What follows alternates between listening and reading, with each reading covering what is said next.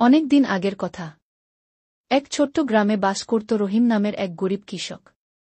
তার ছিল ছোট্ট একটা পরিবার আর এক টুকরো জমি। কিন্তু সে বছর ভাগ্য তার সহায় ছিল না। প্রচণ্ড খরায় তার সব ফসল নষ্ট হয়ে যায়।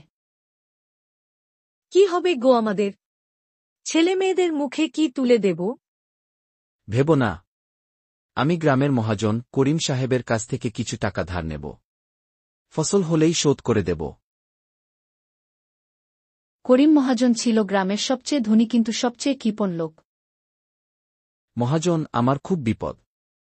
ফসলের জন্য কিছু টাকা ঋণ চাই। টাকা তো পাবি, কিন্তু মনে রাখিস, সময়মতো সুদসহ টাকা ফেরত না দিলে তোর জমি কিন্তু আমি নিয়ে নেব।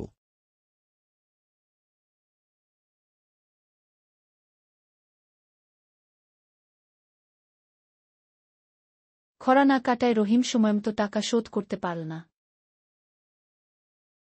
সে আবার মহাজনের কাছে ছুটে গেল।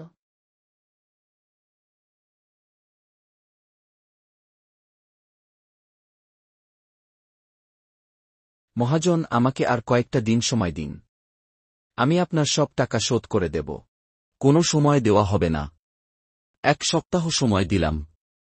এর মধ্যে টাকা না দিলে তোর জমি আমার। দূর হ আমার সামনে থেকে। রহিম হতাশ হয়ে ফিরে এলেও সে মনোবল হারায়নি। সে ঠিক করল, নিজের ভাগ্য সে নিজেই গড়বে। সে তার স্ত্রীর সাথে পরামর্শ করে জমিতে একটি কুয়ো খোঁড়ার কাজ শুরু করল। স্বামী স্ত্রীর অক্লান্ত পরিশ্রমে শুকনো জমিতে প্রাণ ফিরে এল। কুয়োর পানিতে তরতাজা হয়ে উঠল সবুজ শাকসবজি। করিম মহাজন তার লোকজন নিয়ে জমি দখল করতে এসেছে। কিন্তু জমি দেখে সে অবাক হয়ে যায়। এ তো শুকনো জমি ছিল। এত ফসল ফলল কিভাবে? মহাজন, এই নিন আপনার ঋণের টাকা। রহিমের পরিশ্রম আর সততা দেখে করিম মহাজনের মাথা লজ্জায় নত হয়ে গেল। সে বুঝতে পারল, মানুষকে ছোট করে নয়, বরং তাদের পাশে দাঁড়িয়েই সম্মান অর্জন করা যায়। তোর কোনো চিন্তা নেই। এই নে টাকা, ফসল ফলিয়ে শোধ দিস।